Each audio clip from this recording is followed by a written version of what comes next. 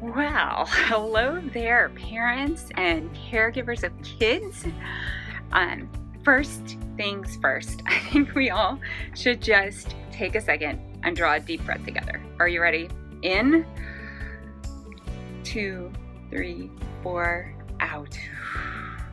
2, 3, 4. Should we do that one more time? In, out. I know for some of you, this week has been exactly what you were expecting and looking forward to. But for the rest of us, let's just say this week has been a lot. Even me right now, to find a quiet place to talk to you, I'm in the storage closet. So here we go. But hey, it's actually kind of a quiet, peaceful place right now, so I'll take it. But I have been hearing from parents all this week through messages and texts and calls, and their concerns have ranged from just wanting to hear a voice of reason before committing to some hard decisions about what social isolation really needs to look like for them, which I am super humbled to be considered a voice of reason. But it ranged to also the tearful parent who was just really struggling under the burden of all the ways their kids were acting out. I know that I, myself, had a really hard moment at one point last week where I just had to really quickly find some privacy so that I could have a mini meltdown of my own without completely freaking my kids out. I don't know about you, but I, for one, have never parented through a pandemic before. I had no idea what to expect. It's, as it turns out, about 1/3 boredom and 1/3 anxious and 1/3 social media and pressure. I mean, how does everybody else have a clean house already? I don't. So if you are also trying to muddle through as best you can, if you're feeling your limitations and looking for some encouragement, I just want to share a couple of thoughts. One is, we are stressed out. Guess what? Our kids are stressed out too. And since we're the adult and they're the kid, they kind of get dibs on acting foolish. And just to keep us off balance, every kid is going to find their own foolish ways that are unique to them. You might have a wild child who is constantly touching things, jumping up from meals to do the running man and breaking stuff. In contrast, you might have another kid who's an iceberg, who gets silent and cold and snippy. And it doesn't make it pleasant, but it can help if you can stay mindful that their weird behavior is the unintentional way that stress gets expressed by young people who just may not even have the awareness or the words to name all these big things that they're feeling inside. But while that's going on with our kids, the other thing to keep in mind is you're stressed out too. I mean, stuff might also be coming out of you sideways. And if that's happened, let me just take a minute to give you grace. You're forgiven. If you found that a routine paper jam in the printer turned into a tense bicker fest between you and your child or your spouse, not that this happened in my house this week, maybe. Or maybe if you needed, like me, to take a 10-minute bathroom break to cry it out, let me tell you right now, you're forgiven. You're forgiven. Let's slow down. We do not have to figure this all out in one day or in 1 week. So take a breath and find something to do, something that gives you joy. It doesn't have to be big, it can be small.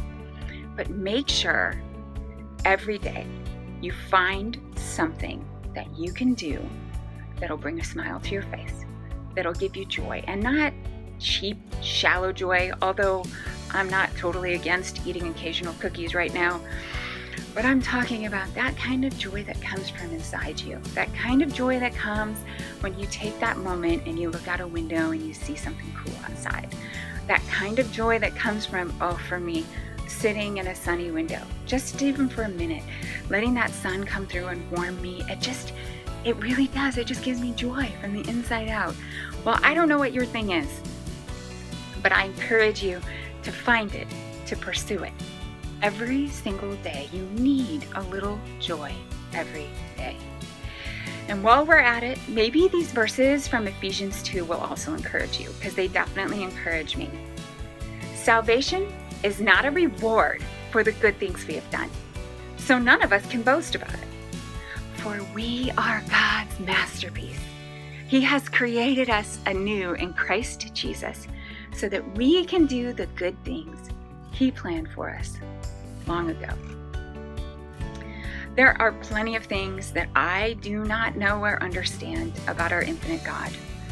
But one thing I do know, no matter what you do, you can't change that you are a masterpiece, beloved of God. God created you, God renewed you through Christ, and God has good things planned for you to do. And I truly believe that one of those things is helping your family through this challenge. I know you're up to it. I know you can do it. I know when your love and your patience run out, God is right there, showing up with you with His love and His patience for you and for your kids. We won't do it perfectly. We are not perfect. So in the muddled way that we do everything, we will give it what we have. And then tomorrow, we'll try to muddle through a little better with the things we learned today. I just want you to know I'm praying for you. I'm here if you want to shoot me a message or have a chat. I'll be putting out messages for you and your kids, offering live chats when they premiere so that we can all interact about it. Setting up digital drop-ins where we can play games or talk things over, share wins. That's important. And also, when we need to commiserate. Our first drop-in will be for parents and caregivers, and I chose 9 o'clock in the morning tomorrow because if you have teenagers in your house, they will still be asleep. So you can talk freely about them if you need to. And hopefully, if you have littles in your house, they will be ready for a mid-morning snack and an episode of VeggieTales. Is VeggieTales streaming anywhere? I'm assuming that it is. But anyway, whatever their show of choice is, they can watch that and have a snack, and you can have a little adult conversation, and we can muddle through this together. It's casual. You can drop in. You don't have to be prompt. You don't have to show up right at 9 o'clock. And your kids are also welcome. I mean, definitely let them come by and say hi. I miss them. But it's not for them. It's for you. So I will have some resources on hand to share if you're trying to figure out how to help your kids navigate through the hard stuff that they're thinking and feeling and wondering about. But mostly I'll be here to listen, to hear how are things going so far, to learn how I can pray for you more specifically, and to also know what you think might help lighten your load this week, spiritually and maybe strategically too. So thank you. Thanks for taking the time to check out this new way that we have of being the church.